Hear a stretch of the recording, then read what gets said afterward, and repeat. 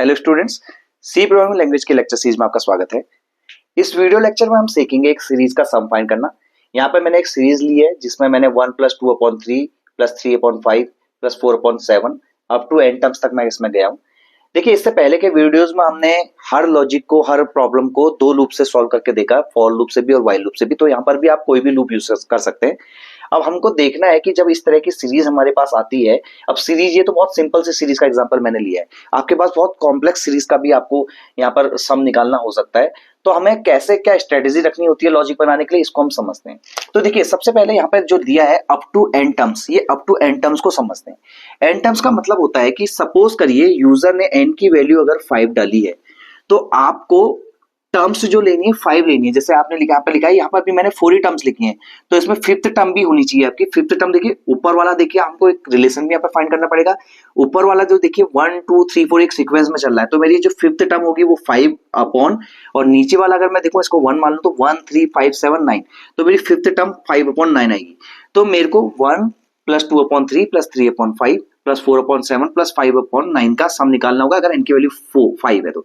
अगर n की value 4 है तो यहाँ पर जो मैंने जितने टर्म्स लिखे मेरे को इतने, तो नंबर ऑफ टर्म्स मेरी इस n की वैल्यू पर डिपेंड करेंगी।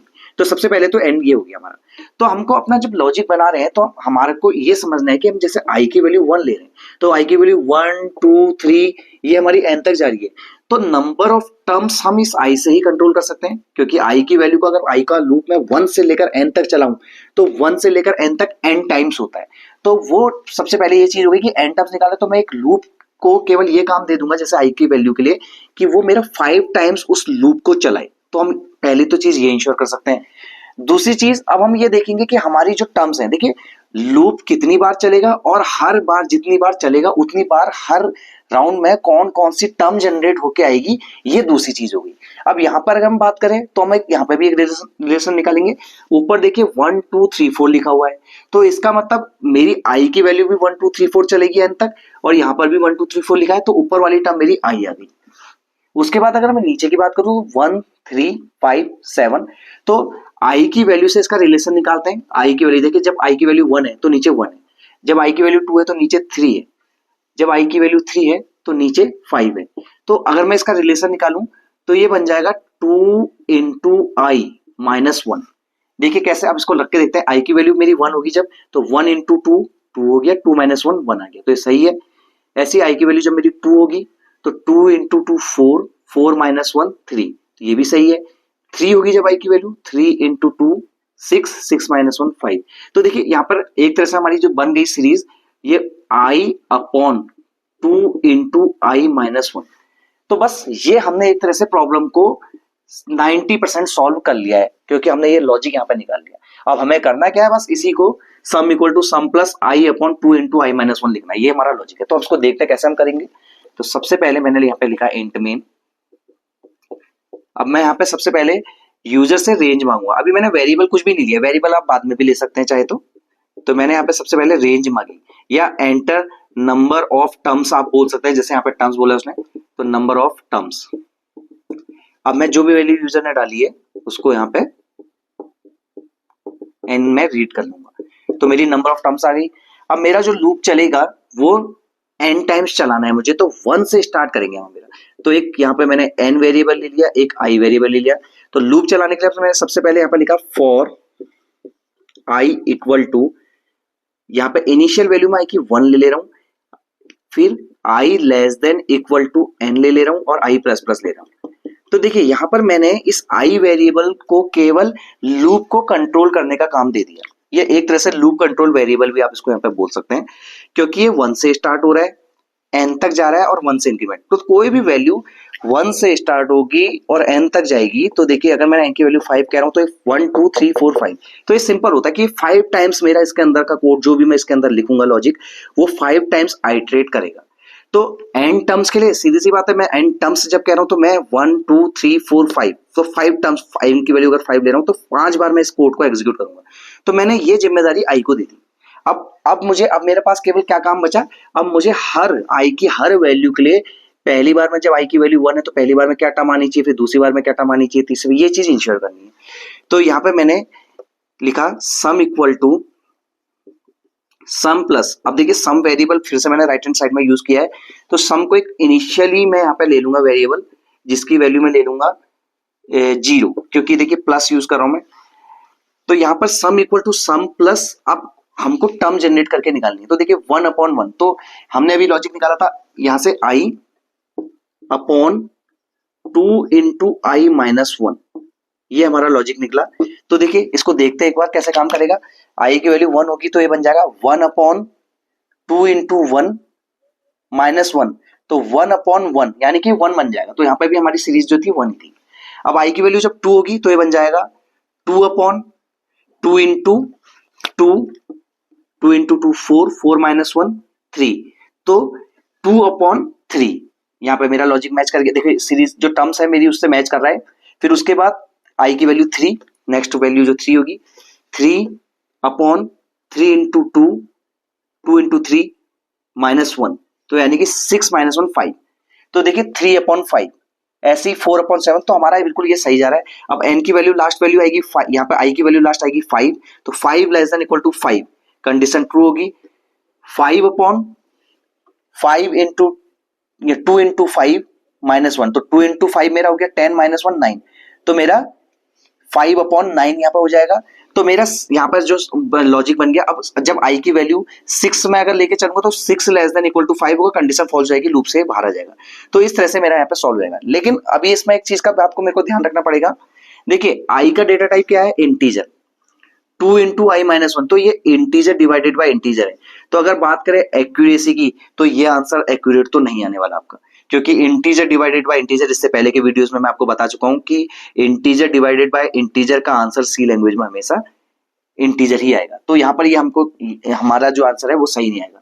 तो इसका मैंने सॉल्यूशन क्या बताया था, इसका सॉल्यूशन मैंने बताया था टाइप कास्टिंग। हम किसी भी एक को i या 2 × i-1 एक की टाइप कास्टिंग अगर फ्लोट में कर दें, उसके बाद हम इसको सॉल्व करेंगे तो हमारा आंसर सही आएगा। लेकिन अब मैं इसकी टाइप कास्टिंग तो फ्लोट में कर दूंगा, लेकिन मेरा सम तो इंटीजर है, तो फ्लोट वैल्यू को सम में मैं करूंगा तो यहाँ पे फिर गड़बड़ होने के चांस है। तो अच्छा होगा कि आप यहाँ से सम को रिमूव करें और सम को डिक्लेयर कर दें फ्लोट, और इनिशियल वैल्यू उसकी 0 ही लेनी पड़ेगी अभी भी। तो अब देखिए ये चीज मैंने फ्लोट बना ली। अब इसको मैं कैसे लिख सकता हूं, मैं i को पहले टाइप कास्ट कर लेता हूं फ्लोट में। तो मैंने यहाँ पे लिखा i और डिवाइडेड बाय 2 × i-1, तो ये मैंने, देखिए i मेरा टाइप कास्ट होगा पहले फ्लोट में और डिवाइड हो जाएगा 2 × i-1 से। तो ये अब मेरा जो आंसर देगा ये एक्यूरेट देगा।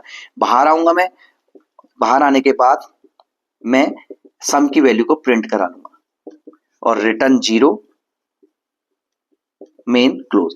तो ये मेरा लॉजिक बन गया सिंपल सा। तो अब अगर मान लीजिए सीरीज में कुछ भी चेंजेस होते हैं तो उसी के अकॉर्डिंग आप इस तरह से, जैसे अभी हमने i/2 × i-1 लॉजिक निकाला था, आप उस तरह से अलग अलग लॉजिक अपने आप से निकाल सकते हैं। थोड़ी देर के लिए एग्जांपल के लिए मैं मान लेता हूं थोड़ी देर यहाँ पे कि हम इसको सीरीज को हम इस तरह से ना लिख के यहाँ पर हम इसको हटा देते हैं, और यहाँ पर मैं मान लीजिए लिख लेता हूं 2 4 6 8, इस तरह से मैं लिख लेता हूं। मान लीजिए मेरी पहली टर्म 1/2 थी, दूसरी टर्म 2/4 थी, तीसरी टर्म 3/6 थी, इस तरह से अप टू n टर्म्स ही मुझे निकालना है। तो फिर से ये वाला लॉजिक यहाँ पर बना के देखते हैं एक बार। देखिए i की वैल्यू तो अभी भी, देखिए नंबर ऑफ n टर्म्स बोला है, तो i को तो मैं अभी भी वही काम दे रहा हूँ कि 1 से लेकर n तक चलना है और n टाइम्स लूप चलाना है। अब लेकिन पहली बार में जब i की वैल्यू 1 है तो मेरा 1/2 मुझे लॉजिक निकालना है। जब i की वैल्यू 2 है तो नीचे 2/4 आना चाहिए। तो देखिए अगर देखो ऊपर वाली टर्म तो अभी भी आई है यहाँ पे i, क्योंकि 1 2 3 4 मैच कर रहा है मेरी i की वैल्यू से, तो मैंने i ले लिया ऊपर। अब उसके बाद अपॉन में i की वैल्यू 1 होने पर 2 चाहिए मुझे, i की वैल्यू 2 होने पर 4 चाहिए, 3 होने पर 6 चाहिए। तो ये तो बहुत सिंपल सा बन रहा है। 2 × i अगर मैं लिख दूं यहाँ पे तो मेरा काम यहाँ पे, तो आपको बस केवल कितना चेंज करना है, अगर इस सीरीज का आंसर निकालना है तो i फ्लोट में, ये तो टाइप कास्टिंग करेंगे यहाँ पर आप 2 × i इसको लिख लीजिए बस। तो देखिए सीरीज में मैंने चेंज किया, उसके अकॉर्डिंग जस्ट आपने दूसरा लॉजिक बना लिया। अभी और भी अगर मैं आपको इसमें डिफिकल्टी थोड़ा लेवल बढ़ाना चाहूँ इसमें, तो मान लीजिए अब मैं इस सीरीज को बना देता हूँ और डिफिकल्ट, मैं इसको कर लेता हूँ 1 + 3/4 5/6 7/8। तो देखिए अब मैंने क्या करा इस बार 1 3। देखिए एक चीज तो ध्यान रखिएगा, कोई भी सीरीज जब आपको दी जाएगी तो उसमें कोई ना कोई एक सिमिलरिटी यूनिफॉर्मनेस होगी। मान लीजिए जैसे 1 है तो 3 है, 5 है, 7 है, ऐसा भी कभी सीरीज आपको नहीं मिलेगी कि 1 के बाद यहाँ पर जो इंटरवल है वो अलग है, यहाँ पर इंटरवल अलग है, इस तरह की सीरीज आपको नहीं मिलेगी। कहीं ना कोई उसमें रिलेशन होगा लॉजिक की एक टर्म से दूसरे टर्म में। तो देखिए अब यहाँ पे मैंने 1 3 5 7 9 लिया, तो अब आप सोचेंगे कि अब तो हमारा ऊपर की वैल्यू बदल चुकी है, तो हम यहाँ 1 से नहीं, अभी भी हम यही लॉजिक लेंगे, 1 से लेकर n तक ही मैं ले रहा हूँ आपको। तो मेरा लूप जो है n टाइम्स चलेगा, ये 1 से लेकर n तक जब तक चल रहा है तो n टाइम्स मेरा लूप चलेगा, क्योंकि जब तक मेरे को n टर्म्स के लिए निकालना है मैं n टाइम्स इस लूप को इटरेट करूंगा। अब देखिए जब मेरी वैल्यू 1 है, 2 है, 3 है, अब हमको देखना है जब i की वैल्यू 1 है तो मेरे को निकालना है 1/2, जब i की वैल्यू 2 है तो देखिए यहाँ पे i, अब देखिए पहला मैं ऊपर वाला रिलेशन निकालता हूँ कि i की वैल्यू 1 है तो मुझे चाहिए 1 3 5 7, इस तरह से हमको, अगर मैं i की वैल्यू 4 ले रहा हूं तो मुझे 7 चाहिए, और नीचे चाहिए मुझे 2 4 6 8। तो नीचे का लॉजिक, अब देखिए यहाँ पर हम इसको लॉजिक को निकालते हैं, तो नीचे तो 1 की वैल्यू 2, 2 की वैल्यू 4, तो ये तो 2 इंटू आई निकल के आ रहा है पहली चीज। अब ऊपर का अगर मैं निकालूं यहाँ पे तो 1 की वैल्यू होने पर हमारे पास हमको चाहिए 1, 2 की वैल्यू होने पर 3 चाहिए, 3 की वैल्यू होने पर 5 चाहिए, 4 की वैल्यू होने पर 7 चाहिए। तो यहाँ पर जो रिलेशन बनता है 2 इंटू आई माइनस 1 का बनता है। देखिए रख के देख लेते हैं वैल्यूज। 1 मेरा है, अगर हम ऐसा करते हैं पूरा ही कैलकुलेट कर लेते हैं, 1 की वैल्यू के लिए पूरा कैलकुलेट करते हैं, तो ये बन जाएगा 2 इंटू 1 माइनस 1, 2 इंटू 1। तो देखिए 2 इंटू 1, यहाँ पर 2 इंटू 1 हो गया 2 माइनस 1 और 2 ये हो गया 2। तो अगर मैं कैलकुलेट करूं फाइनल वैल्यू आ गई 1.2। तो देखिए मेरी सीरीज का पहला टर्म 1/2 है। अब इसी को मैं सॉल्व करता हूं आई की वैल्यू 2 के लिए, तो ये हो जाएगा 2 इंटू 2 4, और उसके बाद 2 इंटू 2 मैंने यहाँ पे रख दिया मान लीजिए, तो देखिए 2 इंटू 2 4 माइनस 1, ये हो गया 3/4। तो 3/4 टर्म मेरी मैच हो रही है। तो यहाँ पर अब हम इस प्रोग्राम में अगर चेंज करना चाहें तो बाकी कुछ इसमें चेंजेस, बाकी कुछ नहीं बदलेगा। अब यहाँ पे मेरी जो ऊपर वाला टर्म आ गई फ्लोट 2 इंटू आई माइनस 1, तो ये पहले सॉल्व होगा, उसके बाद ये टाइप कास्टिंग होगी इसकी, उसमें टाइप कन्वर्जन होगा, डिवाइडेड बाय 2 इंटू आई मैंने लिख दिया, तो इस तरह से सॉल्व हो जाएगा। तो देखिए आप मतलब कैसे आप ये देख सकते हैं कि हमने अलग अलग बार सीरीज को बदल के देखा और अलग अलग बार हमारे लॉजिक उसी के अकॉर्डिंग हमने रिलेशन निकाल के नया लॉजिक क्रिएट करा। तो बहुत इजीली आप आराम से लॉजिक इसका बना सकते हैं। तो इस तरह से आप सॉल्व कर सकते हैं सीरीज वाले क्वेश्चंस। Thank you.